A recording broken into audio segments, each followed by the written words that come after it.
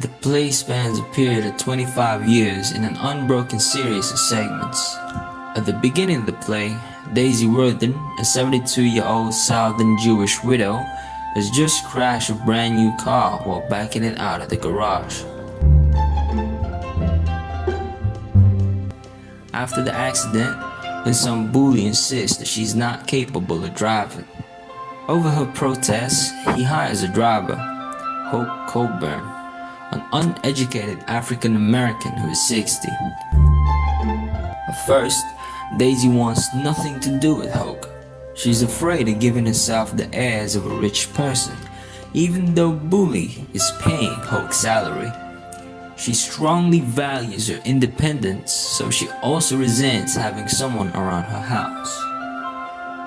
For the first week or so of Hoke's employment, Daisy refuses to let him drive her anywhere. He spends his time sitting in the kitchen. One day, however, he points out that a lady such as herself should not be taking the bus. He also points out that he's taking her son's money for doing nothing. Daisy responds by reminding Hope that she does not come from a wealthy background, but she relents and allows him to drive her to the grocery store. She insists on maintaining control, however, telling him where to turn and how fast to drive. On another outing, she gets upset when he parks in front of the temple to pick her up, afraid that people will think she's giving herself airs. One morning, Bully comes over after Daisy calls him up, extremely upset.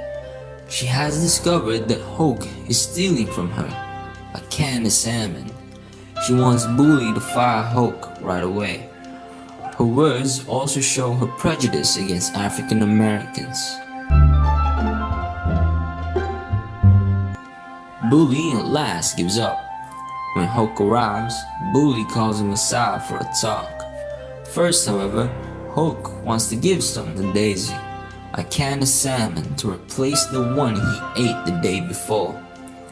Daisy, trying to regain her dignity, says goodbye to Bully. Hoke continues to drive for Daisy.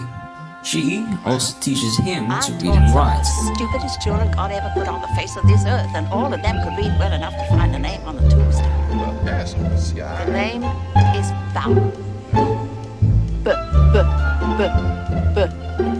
Bauer. What does that B letter sound like? B? Of course. That's the last part. Bauer. What letter sounds like Ara. So the first letter is a B. and the last letter is a Ara. B-R. B-R. But even sounds like Bauer, doesn't it? It sure do, Miss Daisy. It sure do. When she gets a new car, he buys an old one from the dealer. When Daisy is in her 80s, she makes a trip by car to Alabama for a family birthday party. She's upset that Bully will not accompany her, but he and his wife are going to New York and already have theater tickets. On the trip, Daisy learns that this is Hoke's first time leaving Georgia. Suddenly, Daisy realizes that Hoke has taken the wrong turn. She gets frantic and wishes aloud that she had taken the train instead. The day is very long. It is after nightfall that they near Mobile. Hoke wants to stop to urinate, but Daisy forbids him from doing so as they are already late. First, Hoke obeys her, but then he pulls over to the side of the road. Daisy exclaims at his impertinence, but Hoke does not back down. Hoke is exceedingly loyal to Daisy, but not so loyal that he doesn't use another job offer as leverage to get a pay raise. He tells Bully how much he enjoys being far over. One winter morning, there's an ice storm. The power has gone out and the roads are frozen over. On the telephone, Bully tells Daisy he will be over as soon as the roads are clear. Right away, however, Hoke comes in. has experience driving on icy roads from his days as a delivery man. When Bully calls back, Daisy tells him not to worry about coming over because Hoke is with her. In the next segment, Daisy is on her way to the temple, but there's a bad traffic jam. Hoke tells her that the temple has been bombed. Daisy is shocked and distressed. She says the temple is reformed and can't understand why it was bombed. Hoke tells his own story of seeing his friend's father hanging from a tree when he was just a boy. Daisy doesn't see why Hoke tells the story. It has nothing to do with the temple, and she doesn't even believe that Hoke got the truth. She refuses to see Hoke's linkage of prejudice against Jews and African Americans.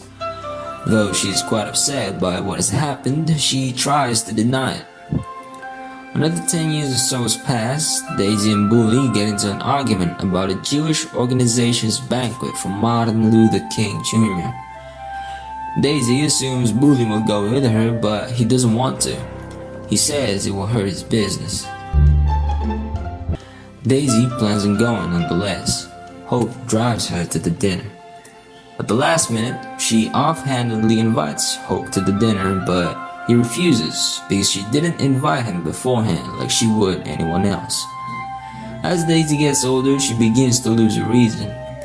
One day, Hope must call Bully because Daisy is having a delusion. She thinks she's a school teacher and she is upset because she can't find the students' papers. Before Bully's arrival, she has a moment of clarity and she tells Hope that he is her best friend.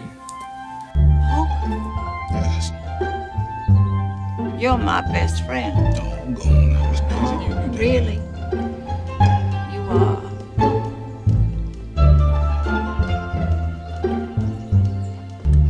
You are.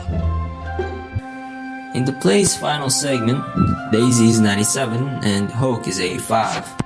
Hoke no longer drives. Instead, he relies on his granddaughter to get around. Bully is about to sell Daisy's house. She has been living in a nursing home for 2 years.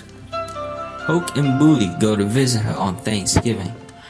She doesn't say much to either of them, but when Bully starts talking, she asks him to leave, reminding him that Hoke came to see her. She tries to pick up a fork and heat a pie. Hoke takes the plate and the fork from her and feeds her a small bite of pie.